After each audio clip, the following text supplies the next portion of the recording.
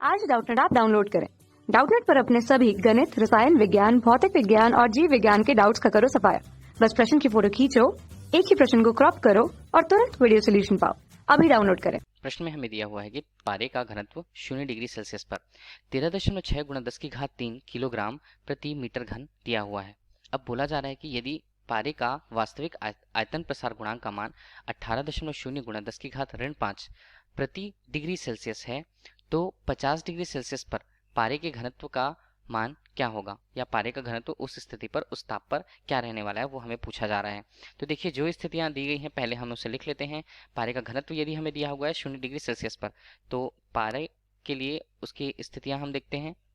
यदि हम वहां पर ताप को हमने टी नॉट से प्रेषित किया है, कितना, 0 डिग्री सेल्सियस, उस ताप पर घनत्व का मान, पारे के लिए उसके घनत्व का मान डी नॉट से हमने प्रेषित किया है, उसका मान है 13.6 गुणा 10 की घात 3।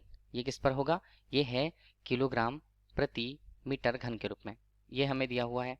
अब वहां पर बताया जा रहा है कि वास्तविक आयतन प्रसार गुणांक का मान पारे के लिए आयतन प्रसार गुणांक, जिसे हम सामान्यतः गामा से प्रदर्शित करते हैं, उसका मान हमें कितना दिया हुआ है, 18.0 गुणा 10 की घात ऋण 5 प्रति डिग्री सेल्सियस, ये हमें दिया हुआ है। अब पूछा जा रहा है कि 50 डिग्री सेल्सियस पर पारे का घनत्व क्या होगा, इस स्थिति पर परिवर्तन क्या होगा। तो T बराबर हमने कितना ले लिया, T का मान यहाँ पर 50 डिग्री सेल्सियस पर। अब हमें इस स्थिति पर घनत्व का मान, पारे के घनत्व का मान D हमें ज्ञात करना है। ठीक है, तो हमें इसे dt के रूप में व्यवस्थित कर दिया, इसका मान हमें ज्ञात करना है। अब सबसे पहले तो हमें ये जानना होगा कि आयतन प्रसार गुणांक का मान ताप के साथ किस प्रकार परिवर्तित होता है यहाँ पर किसी पदार्थ के लिए। तो पदार्थ के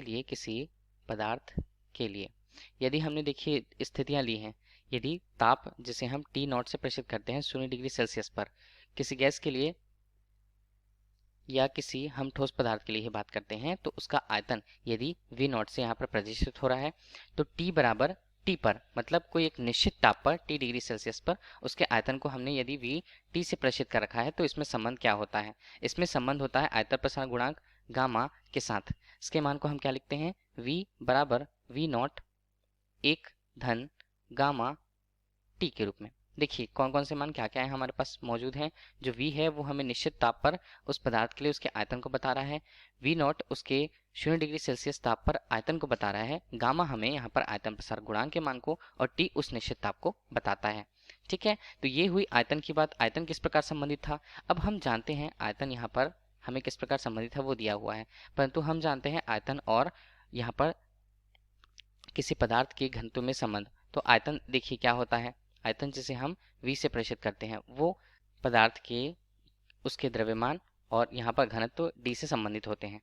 तो हमने ये देख लिया कि घनत्व आयतन से किस प्रकार संबंधित है। देखिए उस पदार्थ के लिए उसके द्रव्यमान का मान तो निश्चित होगा, द्रव्यमान का मान तो समय के साथ परिवर्तित नहीं होता, केवल आयतन का मान यदि यहाँ पर आयतन प्रसार गुणांक का समय के साथ समय के साथ परिवर्तन जो होता है, हम उसे किस प्रकार लिख सकते हैं। देखिए V है, तो हमने V को एक तरह से देखा कि वो जो है घनत्व के साथ, जो आयतन है घनत्व के साथ व्युत्क्रमानुपाती का संबंध रखता है। तो हम इस समीकरण, जो हमें प्राप्त समीकरण है, समीकरण 1 हमने नाम दे दिया, इसे किस प्रकार हम लिख पाते हैं।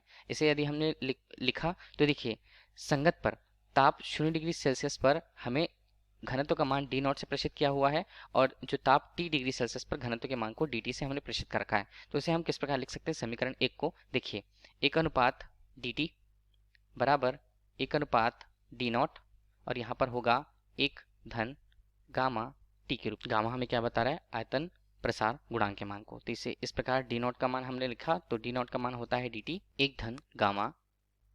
देखिए इस प्रकार जो समीकरण हमें प्राप्त हुआ है वो घनत्व का तापमान में परिवर्तन के साथ मान प्राप्त हुआ है हमें।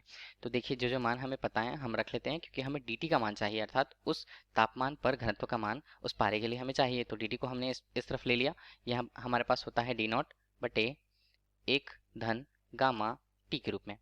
देखिए सभी के मान हम रख लेते हैं, dt का मान हमें चाहिए, तो डी नॉट का मान हमें कितना दिया है प्रश्नानुसार, इसका मान दिया हुआ है 13.610 के रूप में, और यहाँ पर नीचे हम लिखते हैं तो 1 है हमारे पास, 1 धन गामा का मान हमें कितना दिया हुआ है, इसका मान दिया हुआ है 18.0 गुणा 10 की घात ऋण 5 के रूप में, और यहाँ पर तापमान के साथ उसका गुणा हुआ है, तो तापमान हमारे पास 50 डिग्री पर।